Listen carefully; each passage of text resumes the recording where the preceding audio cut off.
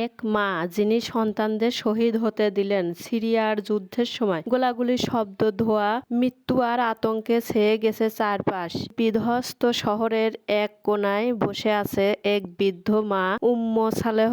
তার ৩ ছেলে আমির, হানজালা ও সামির। ৩জনই ইসলামের পক্ষ নিয়ে যুদ্ধ করছে। সন্ধ্যা নামছে। একজন প্রতিবেশী এসে ফিসফিস করে বলল, খালা, একটা খারাপ খবর আছে। আপনার বড় ছেলে আমির শহীদ হয়েছে। মা চুপচাপ চোখ বন্ধ করে বলল, আলহামদুলিল্লাহ, আমির আমার রবের কাছে পৌঁছে গেছে। এখন সে শান্তিতে আছে। পরের দিন সকালে খবর আসে দ্বিতীয় ছেলে হানজালাও শহীদ হয়েছে। চোখে পানি আসলেও মা বলেন, হানজালার জন্য আমি কান্না করব না।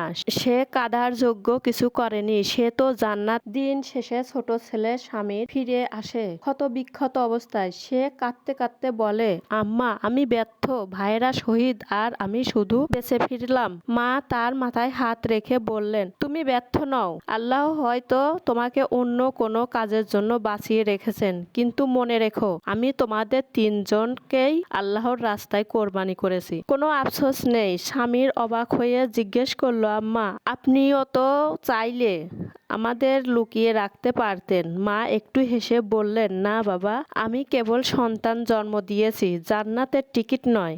শহীদের রক্তেই তো জমিন পবিত্র হয়। সেই রাতে সামির তার মার কাঁধে মাথা রেখে ঘুমিয়ে পড়ে। আর মা তাকিয়ে থাকেন আকাশের তারার দিকে। হয়তো তিনি স্বপ্নে দেখছেন তার ২ শহীদ সন্তান জান্নাতের ফুলের বাগানে খেলছে। বন্ধুরা, চ্যানেলটি সাবস্ক্রাইব ও লাইক শেয়ার করো।